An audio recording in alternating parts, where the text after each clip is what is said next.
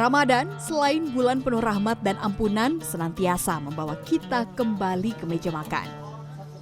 Ke aroma yang khas, ke rasa yang menyenangkan. Namun sesungguhnya makanan bukan sekedar soal rasa. Ia adalah cerita. Ia adalah identitas. Di berbagai belahan dunia, setiap resep menyimpan sejarah tentang keluarga, perjuangan, juga harapan. Bahkan di tengah konflik dan keterbatasan, makanan tetap menjadi bahasa universal yang menyatukan manusia. Di Palestina, masakan mencerminkan sejarah, tanah, dan kebersamaan masyarakatnya. Hidangan seperti makluba merepresentasikan kuatnya ikatan rakyat Palestina dengan tanah mereka. Di wilayah pesisir seperti Gaza, sayadieh menjadi sajian populer dan kerap hadir saat Ramadan. Ini semua menegaskan, di dalam setiap masakan Palestina, rasa selalu berjalan beriringan dengan sejarah dan identitas. Mungkin saja perdamaian tak selalu lahir di ruang perundingan. Kadang ia hadir di dapur kecil dari nasi yang dibagikan, dari cerita yang dihidangkan bersama.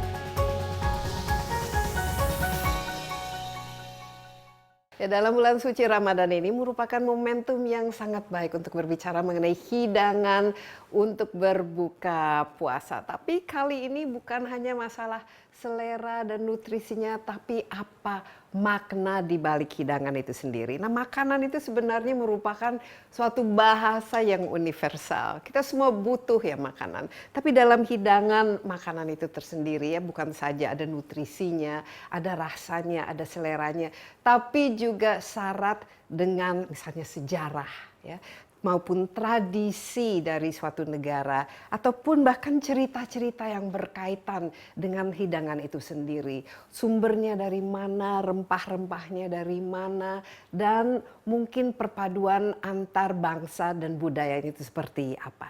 Nah, kali ini kita akan membahas mengenai makanan khas Palestina ya, karena ini merupakan sesuatu yang perlu juga kita ingatkan selalu bahwa perdamaian itu juga kita bisa capai, kita bisa raih lewat hidangan dan makanan, apalagi kalau kita santap bersama dalam momen bulan Ramadan. Saya ini sekarang Insight with Desi Anwar ditemani seorang chef ya yang memberikan hidangan khas Palestina, namanya Chef Michelle Santoso, tapi kalau saya lihat di sini Chef Michelle. Ya, apa kabar Michelle? Terima kasih Mbak Desi sudah datang ke rumah. Iya, ini di rumahnya Michelle dan sekarang ini bisa dibayangkan aroma masakannya itu sangat-sangat kental, bikin kita lapar ya semua ya. Nanti Michelle juga akan menjelaskan apa-apa saja hidangannya yang sedang disiapkan, tapi itu juga ada teman kita saat ini, Ryan. Ryan adalah warga Palestina. Ryan, apa kabar? Baik. Bahasa Indonesianya bagus kan? Bagus, insya Allah. Insya Allah. Sudah berapa lama di Indonesia? 2 tahun. 2 tahun. Oke, mungkin nanti kita juga bisa bercerita ya kira-kira apa-apa saja kalau kita bicara mengenai makanan khususnya di Gaza ya, atau di Palestina yang mungkin membuat Ryan juga ini ya homesick ya, rindu ya. Mungkin mulai dari Chef Yes, Michelle. saya siap. Oke, apa yang kita siapkan? hari ini kita bikin nama dishnya itu sayadieh. Sayadieh itu khas Palestina dan resep ini yang kita buat itu lebih mendekati resep yang warga Gaza itu makan. Nah, si Ryan sendiri itu dari Deir al-Balah dan resep ini juga lebih mendekati yang di daerah Deir al-Balah ini. Gaza kan itu pesisir, they're a coastal city, dan di situ tuh mereka kan banyak makan ikan. Cuman karena sejak genosida ini pun ikan itu kan sulit didapatkan, dan bukan cuman mengingat ikan pun, nelayan pun yang untuk ngambil ikannya cuman dikasih mungkin sekarang 7 miles. 7 miles, just 7 miles Sekitar off the 10 kilo coast. ya? Ya. Dan kalau misalnya melewati batas itu, dia bisa dipenjara, dia bisa perahunya bisa disita atau bisa ditembak juga. Nah, 7 miles further down itu tuh biasanya ikan-ikan yang besar-besar itu tinggal, tapi mereka tidak boleh ambil ikan itu. And because Gaza is a coastal city, everyone relies on the sea to live. Kan? Yeah. Cuman makanya kalau misalnya kita ngomong tentang makanan ini, kita juga ngomong tentang sovereignty, food sovereignty, kebebasan untuk misalnya metik buah sendiri atau metik bahan-bahan tertentu untuk mengolahnya sendiri itu kadang-kadang dipersulit. So I think those are some of the things yang kita sometimes take for granted juga.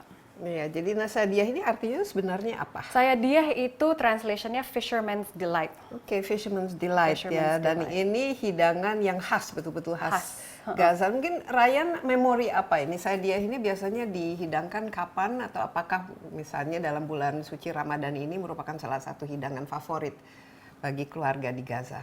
Okay, so at the beginning, when we are talking about Gaza, we are talking about suffering people who are living under open air prison.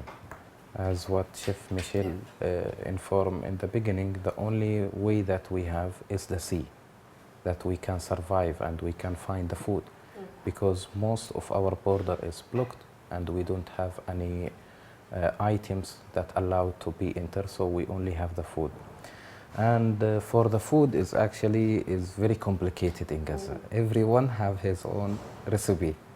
Every family. Every family have her own recipe. So you will find the sayadiyya in so many different recipes, so many different styles, so many different spices.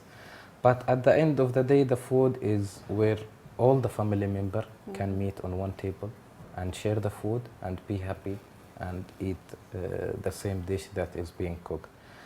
For Bulan Ramadan, khusus Bulan Ramadan, we have top 3 food in Gaza. Number 1, the first day of Ramadan, Ya. mulukhiyah. Mulukhiyah itu warna hijau. Warna hijau. Green. Okay, yeah. So the old father, old mother, they have all the ideas that you start your blessed month with something green. Green. So blessed of barakah, blessed of greens, etc. So the first day we have mulukhiyah. And then the second, Sorry, can we go back to the green? So what sort of green food do you eat? we for the have the first? mulukhiyah, we have the Spanish, we have the kusa, Kusa. zucchini. Yeah, zucchini. Zucchini. Molokhia is from jute mallow. Okay. So jute mallow is terus they make it into a soup. And Jadi warnanya memang hijau. memang warna Yeah, hijau. warna Jadi hijau. this jute mallow stew is jadi hijau dan I think you know how like Chinese believe on Chinese New Year you have to eat certain things. Yeah. Yeah. Apparently for the Gazans they also believe like Ada oh for juga, the first ya. day of Ramadan you should eat something green. Kayak I guess it's to symbolize like wealth or health or something Yeah. like that. So there's a lot of salad, ada yang Yeah, ada but hijau-hijaunya. the main thing harus warna hijau. Ada warna hijau. Tapi itu Either Spanish termasuk or- proteinnya apa? Jadi, Chicken or beef, Chicken, but majority chicken. Chicken. Majority chicken. And then the second, we have to have the makluba, Makluba. the queen of the dish of Ramadan. And then we itu have kapan dikonsumsi? makluba itu mix between veggie and non-veggie. Because you have vegetarian, you have eggplant, you have potato, you have onion, and then you have ayam or lamb. So it is mixed in one dish, and then at the end you flip it upside down. Okay. So makluba is most popularly actually during musim sejuk. Musim dingin ya. When it is very cold, so the people cook very warm meals, so at least their stomach being warm. So the makluba is popular in musim dingin. Makluba ya. Makluba. Oke, Michelle juga bisa bikin makluba. Bisa. That was my first dish going into Palestinian food. Itu aku coba belajar si makluba. Oke, jadi makluba ya, and it's actually good during winter time. Kan it's like a chicken soup for the soul gitu ya, Yeah. membuat orang itu merasa hangat. Yeah. Kemudian apa lagi? And then the seafood. And when we are talking about the seafood, the Gazans, they believe themselves they are the expert in the seafood. Pastilah karena memang di pesisir kan. Yeah, the only way that for them to survive and to bring the fish, etc. So in terms of seafood, we have the sayadiyya number 1, and then we have the clay pot prawn, and then we have ikan bakar, ikan goreng. Yeah.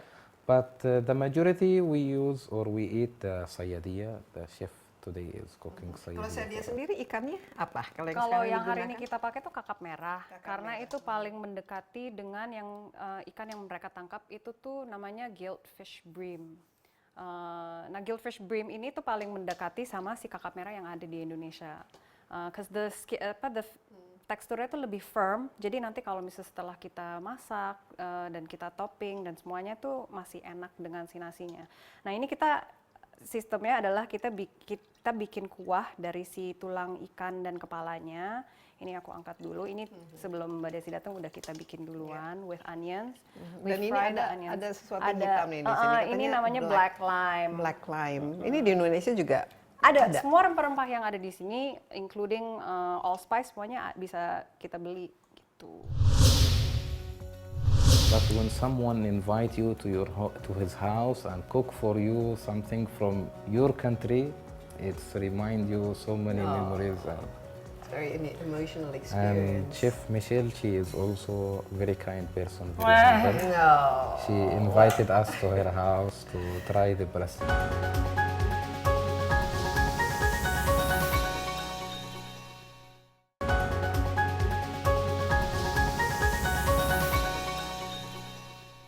Oke, jadi step-stepnya seperti apa dalam pembuatannya?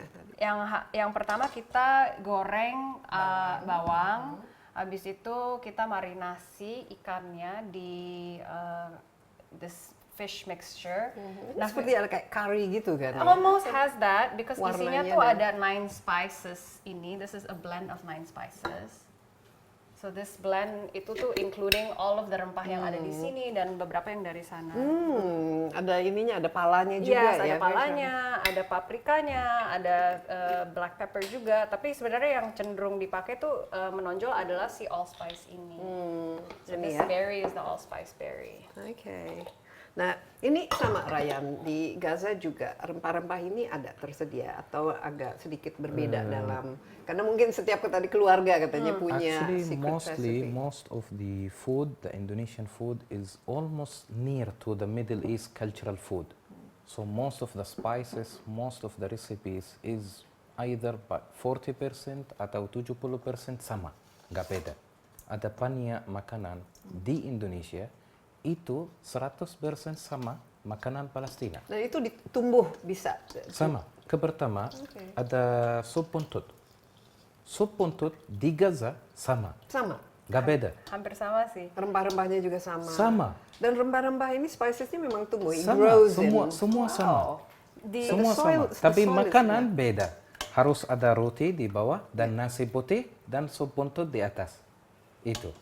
Itu nama dia fatah. Gaza. Fatah Gazawiyah. Oke. Tapi spices, rasa-rasa semua sama sup buntut.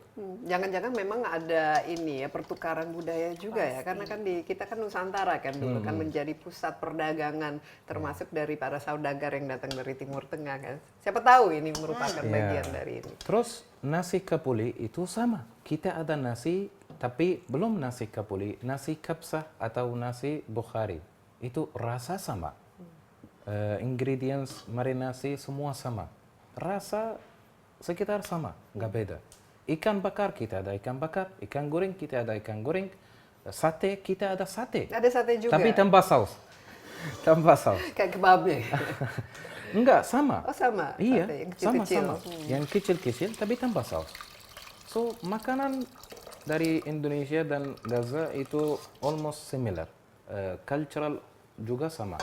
Kita juga very welcoming guests to come our house and cook for them and talk with them for a long day. So many things between the Gazan cultural and the Indonesian cultural almost same. Oke, tapi kalau dari berasnya itu sendiri, kita pakai beras apa nih? Yang hari ini kita tuh pakai Thai jasmine karena aku mau Ryan coba beras ini. Actually Thai jasmine is probably I would say like a blend of basmati and jasmine rice dari Indonesia karena dia tuh tipis-tipis. Jadi aku pengen pakai. Nah, sebenarnya he likes to make dia at home dicampur si basmati dan jasmine rice. So I said, you should try this one. This is literally a blend of Thai jasmine. It's like a blend of basmati and jasmine rice.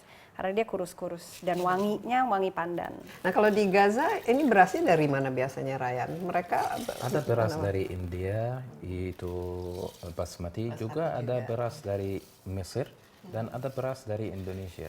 Sebab itu beras Indonesia itu kecil kan, so itu sama beras Mesir. Itu kita masakin yang beras kecil buat warak ainab dan mahshi, kosa, etc. Ya, so this beras yang dia ngomong beras Mesir itu sebenarnya itu short grain rice. Yang paling dekat itu beras Jepang sebenarnya.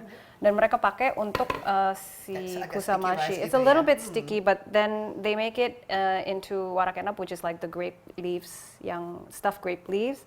And ada satu lagi yang mini, di Indonesia tuh nggak ada. It's basically mini zucchini, terus tengahnya dibolongin, dikeluarin, baru diisi sama si beras dan daging ini. Gitu. Oke, nah ini sekarang ini dicampur ya? Ini dicampur, kita mau masak berasnya sama kuah yang tadi kita udah bikin dengan rempah-rempahnya. Oke, jadi nasinya itu dimasak Dimasak dalam dengan kuah kuahnya sendiri. Nothing is wasted basically. Terus ini tepung buat apa, Michelle? Tepung nanti buat goreng ikan ini. Ini kita masak dulu supaya kita nggak. Nah, Ryan sudah sering ini mencoba masakannya Michelle. Udah. Bagaimana rasanya? Does it remind you of home? Yeah, always remind us home. Last year she cooked for us fatta gazawiya, so it was something very shocked for us because it is like feels like you are eating in the home with your family, with the mom, with the sibling, etc. Which is something we almost forget about it di luar negeri, di luar Gaza, because people when they are living outside their houses, their mind is very busy with the business or with the study or with the daily routine things, and they forget so many things. But when someone invite you to his house and cook for you something from your country, it's remind you so many memories. It's very emotional And experience. Chef Michelle, she is also a very kind person, very Wow. humble. No. She invited us to her house to try the Palestinian No, the food. first time was because he invited me to his house and he cooked. And I'm like, well, now that you cook, I have to cook. Okay, let's go back while we're waiting. How long do we have to wait for until everything is? Right now we cooking? can start making the fish. Okay, while you're making the fish, let me just go back, and I mean, we're obviously very happy to have you here, Ryan. Tell us a bit of your history. How did you end up in Indonesia? And tell us, you still have family in Gaza, or what's happening over there, and and how are they celebrating Ramadan at the moment? Okay, so basically, actually, we are originally from a village in 1948. So my grandma, grandfather, all of them during the Nakba, they were forcibly evacuated, and they left their houses, and they become refugee. So some part of our family, they moved to Saudi Arabia, some they moved to Gaza, some they moved to Ramallah. And a small group, the one who moved to Gaza, is my father's side family. They decided to go to Gaza, and they become a refugee in Gaza. What do we mean by a refugee in Gaza? It is Palestine, kan? Refugee in Gaza, because Deir al-Balah, it is a refugee camp for all the people who came from other 1948. village from 1948. From the Nakba. So it become like a refugee camp for them to stay. And then my family started to survive, to live in Gaza. And then I went outside Gaza 2012, 2012 plus. Umur berapa waktu itu? Umur 17. Oke, jadi masih sekolah ya? Ya, masih sekolah ke Malaysia, udah sekolah habis, terus S1, terus S2, udah habis, pulang-pulang. nggak pulang. And it was very difficult for me because when I moved to Malaysia, at that time there was very bad communications, and at that time when I was there, the economic situation, even though of my family, is not that much, so I don't have any phone that I can talk to them video call. So I only have the normal food, no camera. And then it was like 1 month, 2 months, I couldn't hear their voice because of the bad internet, because there is no electric, etc. So it was very tough, very difficult for me. And then after I finished the S2, and then I want to go back to Gaza. But then, even though if we want to go back to Gaza, it is also another procedures for us. We have to go and apply for a visit visa from the Egyptian embassy, either in Kuala Lumpur or where we are staying. And your status is still refugee status, or No. I have a Palestinian you passport. have a Palestinian passport. But originally, in front of all the Palestinian people, I am refugee because I'm originally from 1948 Yeah. land, not from Gaza itself. Gaza itself is a city. It is like Jakarta, Yes. Jakarta Pusat, Jakarta Barat. Kalau ada orang dari IKN ke Jakarta, itu apa? Refugee di Jakarta. Dia asli di IKN, belum asli di Jakarta. Tahu? Yeah. Itu sama. Aku asli dari 1948. I came to Gaza. Jadi refugee. Dari refugee. And then after I finished the S2, I want to go back to Gaza, and then the border was closed, and we applied for the visa, but then no way to have the visa because the border is closed. You cannot go to Egypt because the border is closed. If you go to Egypt, you don't have any visa. Your visa is stated for cross only. And then I stuck in the middle in Malaysia, and then my visa in Malaysia also going to finish because You're no longer a student. finish. So I decided to come to Indonesia. I heard from so many of my friends, the Indonesian one, because I know them from classmates, etc. They said Indonesia is good and you can survive in Indonesia, and it's almost same. Indonesia, Malaysia, almost same. And then I started, before I come to Indonesia actually, we started the small NGOs called Friends of Palestine Network, which is focused actually on influencer and celebrity to advocate them to be well speaker about Palestine. So we initiated in Kuala Lumpur, and then we came to Indonesia, we initiated it also.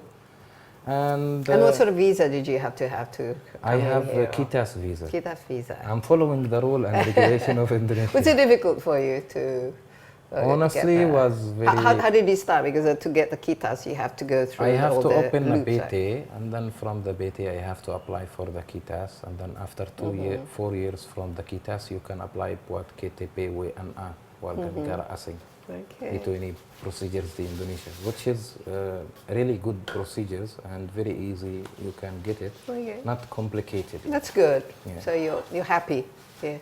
I'm very much happy to be in Indonesia. You're gonna be Because here. we don't feel like very homeless. The Indonesian people, very kind people. And we're friends. Very of humble, very Palestinians. friendly. They can check you, how are you, how's everything, where are you, let's have coffee, blah, blah, blah, blah. So it's same cultural of the Palestinian. And there's very sensitive thing. When I call my mom, not only me, all the Palestinian who was living outside, when they call their parents, the mom or the father will say, Rayyan or Michelle, I have left for you something with my friend. So if something happened to me, you know my friend, you can ambil dari sana. Always you will hear this sentence in any call. Always they are saying to you goodbye.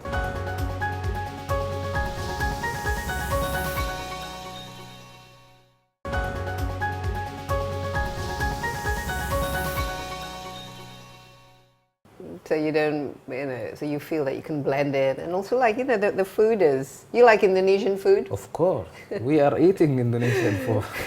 Soalnya Gaza sama Indonesia makanannya Mirip-mirip paling ya. mirip. Soalnya orang Gaza tuh suka makan cabai-cabean juga kan, dan mereka suka makanan pedas juga. Dan juga untuk makan kan suka makan bareng-bareng, like the community, the Cultural, communal eating. But you get an opportunity to talk to your family and friends in Gaza. What's happening with them? Sekarang kan bulan Ramadan, do you get much chance now? Well, the situation is not big different after the ceasefire than before. So you It still is can't go almost back? the same. No one can go back actually. The border is still closed. The pumping is still there actually. Even though the ceasefire already signed and finished, the pumping is still there. Aside from that, when the border is closed, nggak ada barang masuk ke Nggak Gaza. ada sama sekali ya. So it's very difficult. The only way that the barang bisa masuk itu dari Jordan. So this is the only way that we can find the items to be entered to Gaza. Regarding to the communication is same as before the genocide 2023 Oktober. Komunikasi masih susah. Setiap hari satu kali aja. Ya, Oke. Setiap Nggak hari ada- satu kali. nggak ada listrik. Nggak ada listrik Nggak sama ada sekali listrik. ya. Kalau nggak ada listrik, nggak ada wifi, nggak ada Nggak. signal, nggak bla bla bla bla. Jadi listriknya ada jam-jam tertentu yang Iya. ada. Setiap hari ada 4 jam atau 6 jam. Hari ini 4 jam dari waktu pagi. Besok 4 jam atau 6 jam dari waktu malam. Di Gaza ada siapa-siapa saja, Ryan? Orang tua masih ada, saudara? Aku ada keluarga? papa dan mama aja. I'm the only child for Iya, them. di Nggak ada Terakhir sibling, nggak ada. nelfon kapan? Hah? When was the last time you spoke to your parents? Yesterday. And how are they? How are they spending Ramadan? They are spending it in their good way, you know. They are talking together. Yani always when we are talking to them, they are crying. It's too long. We never seen you. When we will meet again? If something, and there's very sensitive thing. When I call my mom, not only me, all the Palestinian who was living outside, when they call their parents, the mom or the father will say, Rayyan or Michelle, I have left for you something with my friend. So if something happened to me, you know my friend, you can ambil dari sana. Always you will hear this sentence in any call. Always they are saying to you goodbye, but you don't know. You are going to meet them. Or Well, let's hope we can. And they can't. They Yeah. can't get out and join you. cannot because the border is closed, so they cannot go Tapi out. dari segi makanan dan lain sebagainya ini bagaimana di sana? Well, Ryan? the food in Sitra is already over there in Gaza, masukin dari Jordan atau dari West Bank businessman in Sitra. Ada banyak toko masih, ada barang, tapi harga dia beda. Harganya Harganya lebih melonjak. mahal pasti ya. Mahal. Harganya melonjak. Inflasi. Lalu kita balik lagi ke makanan Yeah. sadaya ini. Sayadiyah. Sayadiyah, ya. Coba kita sudah dikasih tepung. Ini siapa Ya, ini udah digoreng, dikasih Michelle? tepung. Actually, I asked this to him last night. When was the last time you had sayadiyah? He's like, 2019. Okay. So it's Pas been COVID. Waktu Yeah. itu masih di Malaysia ya? Ryan? Aku ke sana ke Gaza. Ke Gaza. Itu terakhir. Yeah. After 2012, 2019. Itu yang terakhir ke Gaza. Oke. Terus 2 minggu aja di sana. 2 minggu. Dan sebelum border tutup, aku luar. Oke. your mom cooked the last sayadiyah. Yeah. for you. When you were there, 2019. 19. Oh my God. Oh wow. Okay. So this I will hope I just not. Today, I hope today we you. will eat it from Chef Iya, Michelle. iya. I hope I Ala don't Chef disappoint you. Michelle. Jadi ini nanti kita goreng dan setelah itu dihidangkannya sama si Sama si nasi. ini. Jadi tuh sebelum Mbak Desi datang kita tuh lagi berdebat resep mana yang dari Gaza yang paling bener. Terus kayak soalnya beda household, beda resep juga kan. Kita bahas kalau di Yemen itu cara bikinnya beda sendiri. Kalau misalnya di Jerusalem itu beda beda lagi. sendiri. Terus ada yang dari West Bank beda sendiri. Nah ini yang paling mendekati. This is a basic recipe di all of Gaza is ya rata-rata know this recipe. Oke, So jadi this is ada the one that we're making. standarnya gitu. Tapi kalau di keluarga Ryan sendiri, mamanya biasanya apa resepinya? Well, is there any specialty, a special way that your mom? Well, every house in Gaza, they put their own signature. on But the food. do you know what she puts in there? It's totally almost same. Yeah, Almost almost the same same. as what Chef Michelle today is cooking for us. Because majority of the Gazans, they use the basic one as what Michelle said. The food is different in Gaza. The Gazans different than, for example, Rafah. And it's almost same, yani Gaza and Rafah same, but the way that they cook They and the prepare. spices they prepare is different. You will Okay. feel. What about coming up to Idul Fitri, coming up to the end of the fasting? Is any specialties, special? Eid kind of, al-Fitr there's this, for us, especially the sweet stuff. di dalam Gaza kita belum ada kampung-kampung. Kita nggak mobil 2 jam atau 7 jam ke kampung, nggak ada. Nggak ada ya. Tapi Hari Raya Idul Fitri itu very special for the Palestinians, especially the Gazan people. After Salat, they will go to all the siblings uncle, auntie, everyone, even though friend houses, they will go around. They will come to your house, they will come No, to that sounds Michelle's like house. what we do. Yeah, in the This is the compound. time for eating, and Yeah. you have to eat when you go to people's If house. you don't try the Yeah. sweet from this house, you Oh. will be blamed. And then after you finish, you will finish it almost after Isha or after Maghrib, and then you will come to your house, relax. You speak with your family, give them THR, Yeah, the etc. THR. The next day, balik lagi. Balik lagi. Balik yeah. lagi ke sana. So, it really is a feast, yeah. Yeah. Tapi ada yang khas nggak? Kalau di Indonesia kan, in Indonesia there's certain things that we, you have your opor, or then you have, your the Kita makanan sweets and aja, okay, there is ketupat, we have. okay, since we are fasting in Ramadan, so after 30 days, we need something very salty to refresh our body. Okay. So they eat salted fish, very salted, so it's not cooked. It's not frying, nggak bakar. So the fish, we put Kayak salt. ikan asin sih sebenarnya. Ikan asin. Ikan asin. Ikan asin. Basically ikan asin. Benar, ikan asin. Itu ini. Ini one side, one group of the Gazans. The other group, dia nggak suka ikan asin. Dia makanan yogurt, telur, roti, itu aja. Yang lebih dairy gitu ya. Di breakfast. Yang makanan khas kita di Hari Raya Idul Fitri, makmul. Makmul. Yeah. Makmul. Mamul is a cookie. It's a date cookie. Okay. Made out of butter and semolina. Dari Tadi? kurma. Dari kurma ya, jadi kayak cookies dari kurma. Cookies di dalam ada kurma. Ya. Michelle sebelum dia udah cook. Udah pernah sih itu, tapi bikinnya agak PR. Tadi ada yang nanya bisa bikin nggak? Aku bilang semua rata-rata dessert yang dari Palestina tuh nggak gampang bikinnya, karena makanan-makanan mereka walaupun it looks simple, it is a lot of preparation, a lot of rolling. Kayak if we're talking about the grape leaves juga, it's a lot of rolling. The mamul is like made by hand, one by one. It's like almost kayak nastar, cuman dalamnya tuh kurma and sesame seed. Oke. Tapi kalau makanan khas Palestine, yang makanan nasional, kalau kita kan di Indonesia kan mungkin rendang atau sate, apa yang wah ini makanan nasional, the signature The signature Palestinian. makluba. Makluba. The signature makluba everywhere in Gaza. Sa Palestina, di West Bank, di Jerusalem, di Gaza, because the makluba is not only about rice and chicken and vegetables. No. Makluba is a history. Makluba is resistance. Makluba is let you know that you come from a strongest history and you have a right of retain. And those makluba is long side histories. We are talking about history. We are not talking about a small dish that you can prepare and eat and finish and you can take a small photo. No, every house, every children, every place in Palestine, they know the makluba because it is Makluba. Chef Michelle, next time kita bikin makluba kan? Boleh. Oke. So I wanted to remind people that, when a mother cooks makluba for the family, this is the same mother who's holding her child, away from danger. And I wanted to remind people that because at the time, banyak banget all this news that you're seeing too, it was very dehumanizing to Palestinians, and I really wanted to draw the line there.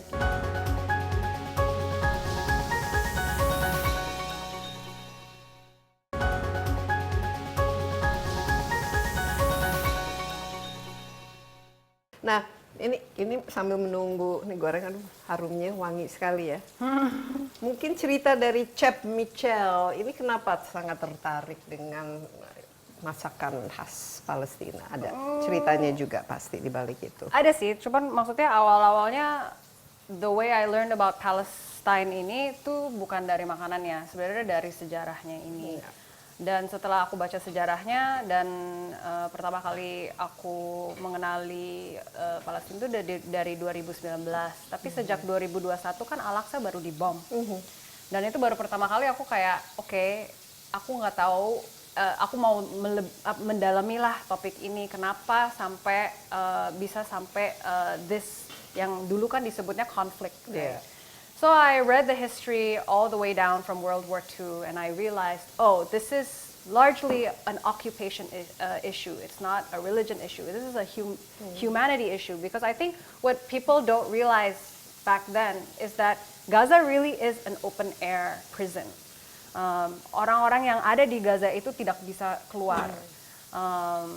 Dan yang dari, even if you live in the West Bank, if you have relatives in the West Bank, people from the West Bank cannot even visit their relatives in Gaza. And I have friends from Gaza who say like, oh, visiting Jerusalem is my dream. We also want to see Al-Aqsa, tapi they cannot even do that. So when October 7th happened di 2023, that was 3 years ago. Udah 3 tahun ya ternyata. Udah 3 tahun sekarang ya masih ternyata. belum banyak kemajuan. And even though tadi dia juga ngomong kan, even though the ceasefire is signed and order, people are still getting bombed there. Dan pertama kali itu Oktober 7 happened, you can see so many news on your phone. It was so horrific, banyak anak kecil yang meninggal, banyak anak kecil yang dibunuh dan ditewas, and I felt like no one was really listening. And even though I was sharing it in my stories, and aku juga ngerasa kayak this is maddening that the silence was so loud. Dan itu baru pertama kali kayak, you know what, I know how to cook and I don't know anything about Palestinian food, so why don't I start making Palestinian food? And I had to research, because I've never had like a makluba, so I had to research different recipes, ini caranya gimana. And I really just wanted to talk about Palestine through their food. Soalnya kalau misalnya kita ngomong sebuah budaya, itu tuh kita nggak cuma ngelihat orang dari the numbers of death, right? We look at them from their culture, we look at them from their art, we look at them from their food. So why shouldn't this be any different? Like, so I wanted to remind people that, you know, when a mother cooks makluba for the family, this is the same mother who's holding her child, you know, away from danger. And I wanted to remind people that, because at the time, banyak banget all this news that you're seeing too, it was very dehumanizing to Palestinians, and I really wanted to draw the line there, gitu.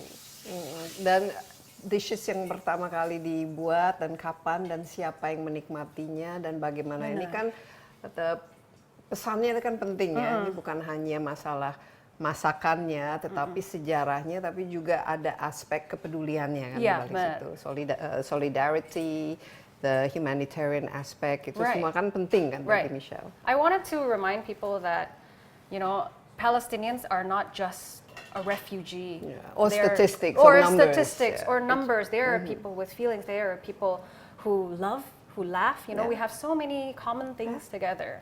So I wanted to, you know, hopefully ada yang change people's minds juga, yang lihat kontennya, atau kayak, that's why some of the content yang aku bikin tuh bukan cuma ngomong makanannya juga, kita ngomongin sejarahnya, kita juga ngomongin apa yang terjadi di Palestina. Jadi kapan pertama kali ini posting kontennya dan di mana? It was on Instagram. Michelle punya restoran waktu itu atau bagaimana? Well, it wasn't really. Ada sih, like I just have like 2 restaurant yang kecil. But I had started content creating before, and I was just making jokes on Instagram as Auntie Michelle, teaching people how to cook Chinese food during COVID. But when October 7th happened, I just felt like I don't want to make a joke. Gitu. I want to tell people what's actually happening through food, and maybe people would be inclined to listen more, and maybe bisa belajar juga dari sana. So that was my main goal. Jadi yang pertama kali itu makluba. Pertama kali itu makluba. Because I googled what is the national dish of Palestine. Yang mencicipi maklubanya Michelle pertama kali itu siapa? Aku. Aku sendiri. Waktu itu belum ketemu sama Ryan. Ya. So Ryan ini dia bikin, he started an NGO ini, and that's how we met after I started making content. And he himself, he's from Gaza kan. Jadi a lot of the fundraising that he does itu tuh pas lagi genosida yang berat. We would raise money to make large quantities of food to pass around during that time. Nah, feedbacknya khususnya dari netizen setelah posting pertama khususnya. I was so scared. Aku kira bakal dihujat. But kenapa? Nggak tahu. I just felt like when you're talking about somebody else's culture, bisa sesuatu sensitif, ya? right? But dari sisi orang Palestina, they're all very, very welcoming. They were like, thank you for doing this, you know, thank you for sharing our recipe. Kadang ada juga yang mau membagi resep yang dari ibunya, dari omanya, because I think even when you look at Palestinians as a whole, they're not just like people who are trying to be erased, right? Even their culture is trying to be erased. Even their food is trying to be erased. So the fact that more people are talking about their food and their culture is something for them juga very membanggakan juga, dan it's just really getting people to know this is who we are gitu. Nah, apalagi kira-kira feedbacknya? Apakah orang, apalagi anak-anak muda, mereka tertarik nggak? Atau mereka juga kelihatan lebih peduli? Atau lebih pertanyaan-pertanyaan seperti apa saja yang ditujukan pada Michelle? Kalau sejauh ini sih ya not question sih. A lot of it is just like, thank you for talking about it. Then I will get the occasional Zionists who come and like, Palestine doesn't exist, and I'm like, well, Israel is not a real country. And then yeah, we just So mostly it became a sort of like a political discourse. it as became well. a political I mean, discourse as well, for sure, because I think for some Zionists, they don't even want to recognize Palestine, so they think that this is not Palestinian food. So even when it comes to like culture, budaya itu sempat mau dihapus juga.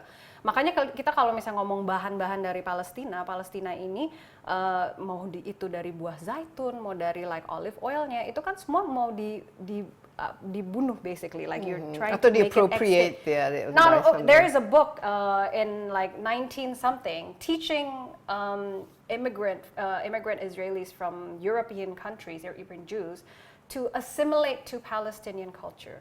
So even that is written very, very in history. Like you can see that they are trying to assimilate to the Palestinian culture, and then they would erase the Palestinian culture as if like this was theirs all along. Which, if you think about it, like Indonesia itself, we went through the same thing gitu dengan Dutch. Like the Dutch people also tried to erase us through like cultural assimilation. They also did it through like lineage, like they also tried to change. There's a European batik, remember back then?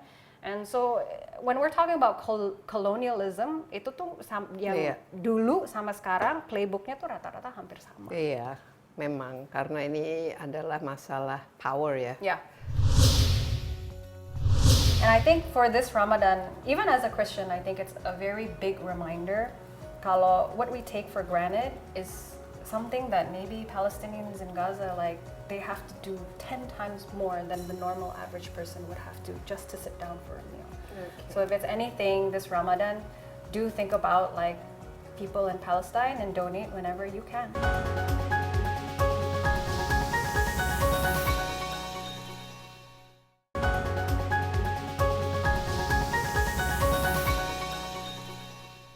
Pesan apa kira-kira yang paling penting selain bahwa makanannya enak, pasti selera juga ya buat orang Indonesia, apalagi penuh dengan rempah-rempah yang mirip ya rasanya.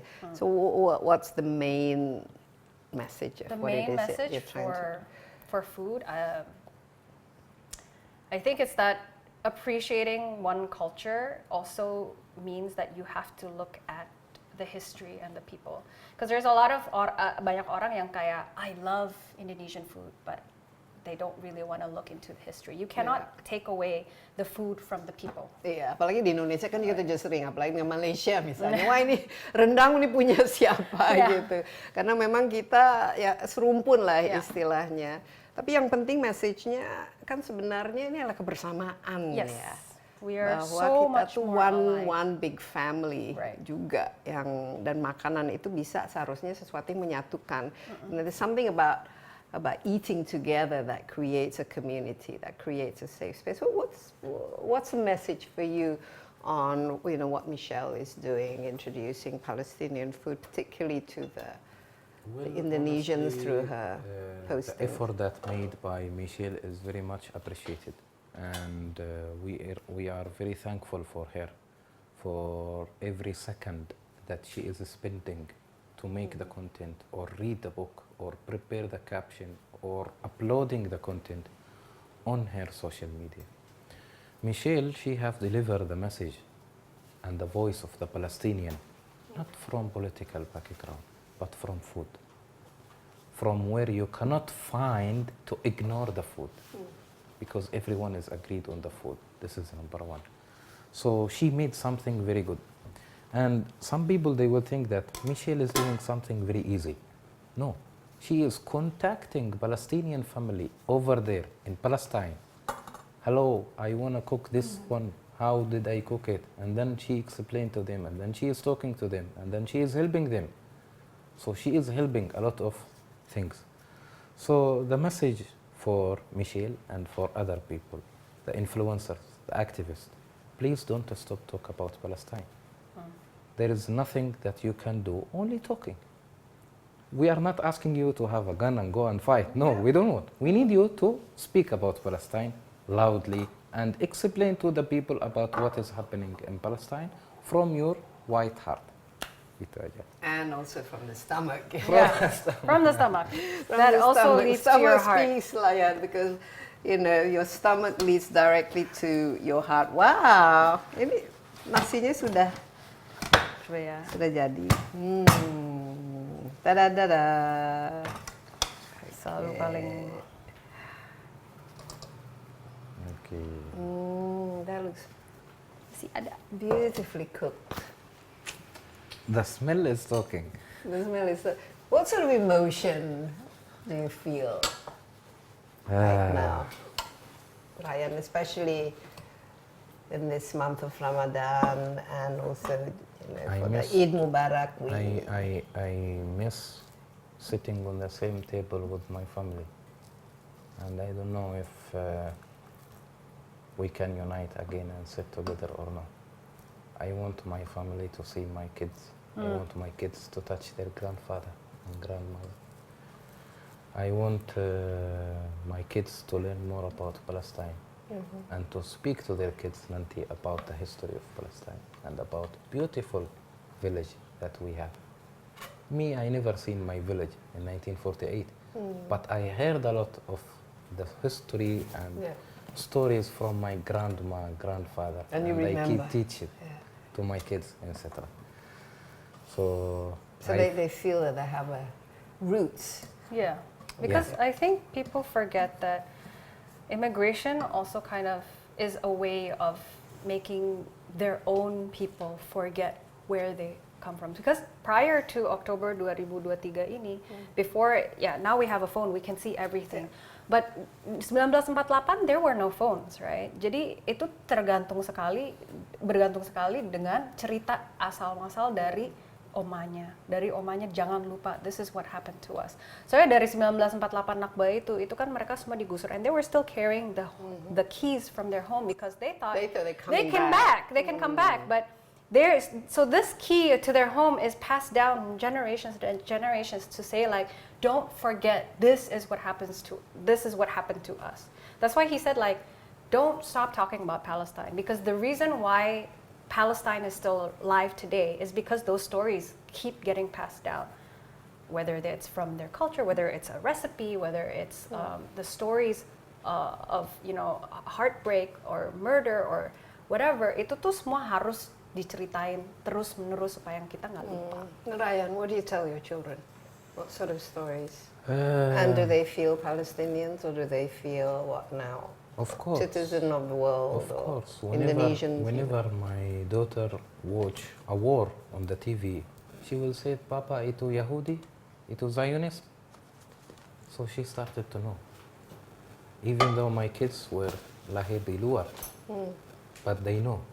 They know that their grandfather cannot take the plane and come to visit them because of the Israeli is not allowing them. They know that they can call and see their grandfather, grandmother once a day because after this time they don't have electric because of the Israeli. They know that they are far away from Palestine and they cannot go back to Palestine because the border is closed from the Israeli. So they know. They started to know. They started to talk. And then they said, "Papa, how can we go back to Palestine?" I kept silent because me, myself, I couldn't go back to Palestine. But I still have the hope to go back to Palestine and explain to them all the places inside Palestine. It's ready. It's ready. Yay! Okay, let's. It smells so good. Absolutely delicious. So this is what we're gonna have This is for what we're this evening's buka puasa. In a nutshell, again, In a Why nutshell, is this dish so significant? Why is it so meaningful? And why have you chosen it for our today's show? I wanted to. This is also something yang bisa di Gaza pun mereka buka dengan makanan ini juga. I really wanted to talk about food sovereignty juga. Karena kalau misalnya kita ngomong, ya for us kan kita tinggal ke pasar beli Yeah. sesuatu. Tapi for Gazans, it's an extra step. Not only do you have to find fishermen who is willing to fish. Not only is bahan-bahan seperti nasi ini 2 kali lipat karena it's sold in the black Harganya. market. And I think for this Ramadan, even as a Christian, I think it's a very big reminder. Kalau what we take for granted is something that maybe Palestinians in Gaza, like, they have to do 10 times more than the normal average person would have to just to sit down for a meal. So if it's anything this Ramadan, do think about like people in Palestine and donate whenever you can. Okay. Ryan, I'd like to give the last words to you. What would you like our audience to get from our conversation, and also how to enjoy this this Well, food and the meaning and the spirit behind it? I would say, since there is a Palestinian in Indonesia, please visit Palestine when it's free. And we hope Palestine is free, same as what Indonesia got their Merdeka, as what Chef explained during the occupation of the Dutch. The Indonesian already fought for their freedom and their Merdeka. And the Palestinian is actually fighting for their freedom, fighting for their rights, fighting for the right of return to their village and to their land. And we hope the Palestine voice is not shut down. We hope the Palestinian themselves see, actually they are already seeing the efforts bantuan semua dari government Indonesia, dari rakyat Indonesia udah tiba di Gaza. Dia tahu And alhamdulillah. how do you feel about that, Indonesia? We feel very proud. We feel very proud because Indonesia is very far from Palestine. And when we touch the parang that we got from the bantuan dari Indonesia, we feel very lovely. Because it came from all over the way, 8 hours, 10 hours, and so many struggles to enter to Gaza. So we are not talking about Indonesia, which is next border side from Gaza. No, we are talking about Indonesia, which is very far. And I hope Palestine will be free very soon. I hope that the Indonesian people will stay united for the freedom of Palestine. Yes, and this is something that we will Yeah. always do. Thank you so much. Thank you so Okay, much. well, thank you, Chef Thank you. Michelle. I can't wait to taste it. So the garnish is, bit of lemon. A bit of lemon now, but actually you can serve it with a tahini and cilantro. But I don't have that today, so this Well, is it. I think this is more enough. Once again, thank you, and thank you so much for your insight, Ryan. Thank you so much.